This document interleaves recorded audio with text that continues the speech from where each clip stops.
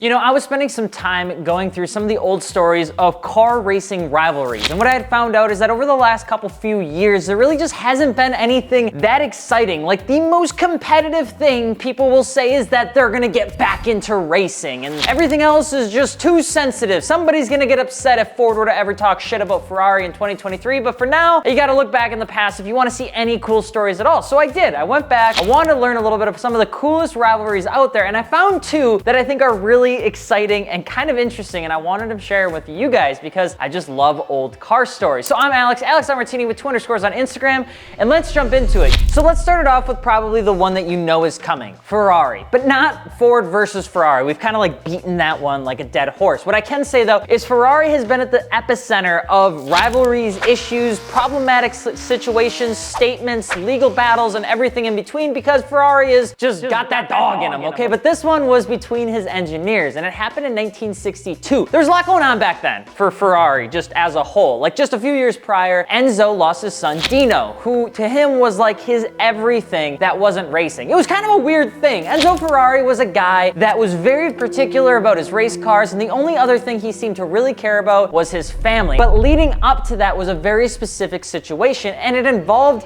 his wife. So they met when he was poor in 1902 and they got married in 1923. And she's always been passionate about her involvement with Ferrari and his business. Now, Enzo Ferrari really cares about family. Maybe it's an Italian thing or maybe it's just an Enzo Ferrari thing, but when it came down to being within Enzo Ferrari's good graces, you pretty much only had to have his last name. Otherwise, he didn't care. Now, remember this, in 1955, we would see the end of a legend known as Abolto Ascari, okay? In 1957, we saw the passing of 12 people in a single car accident. That driver was driving a Ferrari. In 1961, there was another incident in Monza, and that did not end well. Again, a Ferrari. And you have to remember that back then, if you got in a crash and if there was an unaliving situation of sorts, in Italy, the car manufacturer would get accused of murder.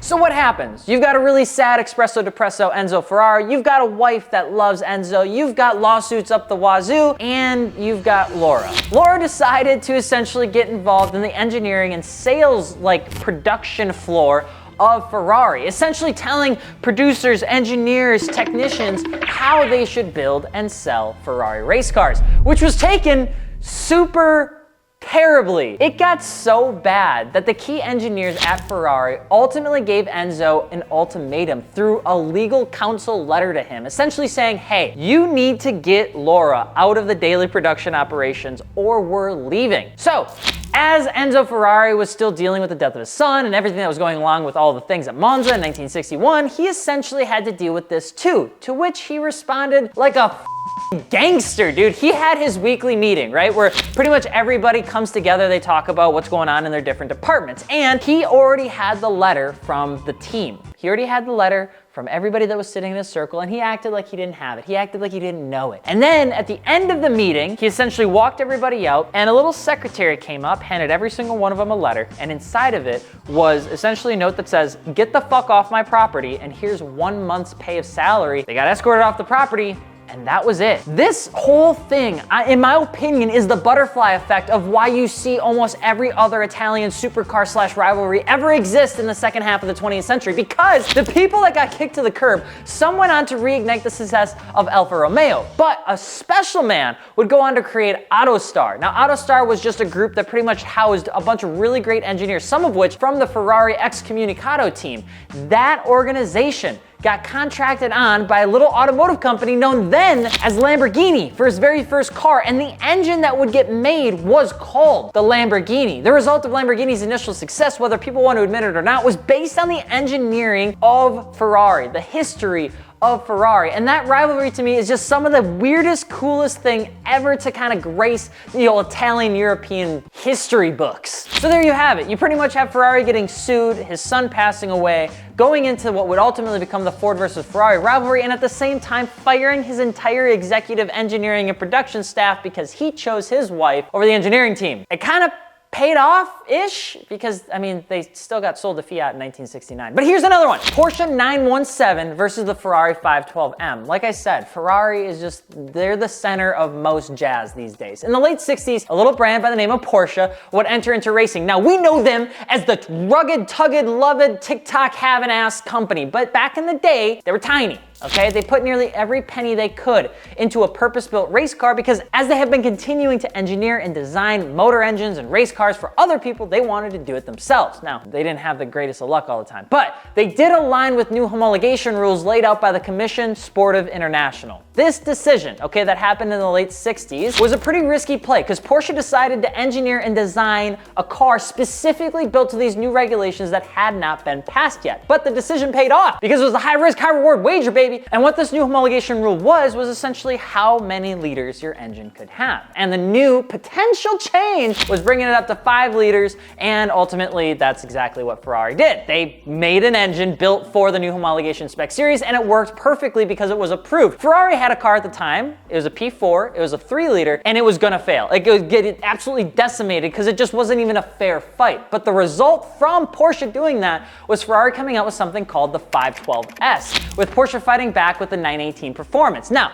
this is where cars started to enter into the 600 horsepower era for endurance racing. You had 620 horsepower and a 9,000 RPM red line. In 1970, the 24-hour Le Mans was filled with rain, crashes, and accidents. And this Le Mans only had 16 cars make it to the finish line out of like the 50 plus that it had at the beginning, okay? But Porsche's number 23 917K short tail won it. And this marked the first company win at Le Mans, while Ferrari was left with 9 of the 11 Ferrari 512 failing to finish. This was such a big deal because it was literally the underdog against what most people would still consider as the flagship brand of racing. The result was Ferrari's massive overhaul of their racing program to follow along with it. And what ended up happening here was the fact that even after that series went on, Ferrari continued to try and win their races, and Porsche continued to dominate the space with the 917. They ended up winning over a dozen other races with the 917, and it pretty much cemented Porsche as a racing motorsport brand that would go on to carry into a lot of their road cars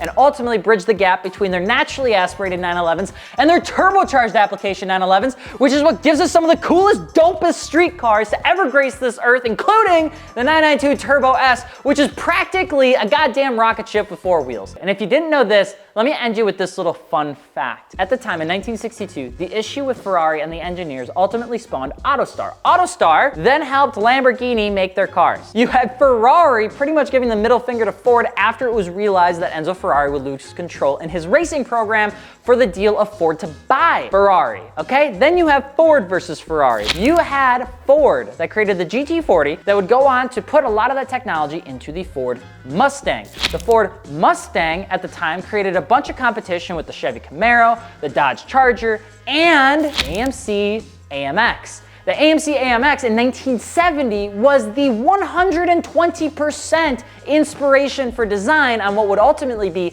the Nissan Skyline GTR 2000 or 2000 GTR, okay? Look at the 2 pictures and tell me I'm wrong. I'm not wrong, okay? This happens a lot. Why do you think my Gloria looks like a Bentley, okay? I get it, Japanese company doesn't mean they don't take things. Anyway, that design element cemented Nissan's look for the GTR. So one might say, if you want to admit it or not, that Ferrari helped design the Nissan GTR because without Enzo Ferrari being an absolute douche-waffle in his racing career, none of that would have happened. So what's your favorite car rivalry? Let me know below. And of course, thank you so much for watching. I'm Alex, AlexMartini with 2 underscores on Instagram. We will see you later. This is Carmela. You can tell she knows she's in trouble. She just doesn't know for what, because she's a cat and she got a smooth brain. Not a single thought in those eyeballs. Hey!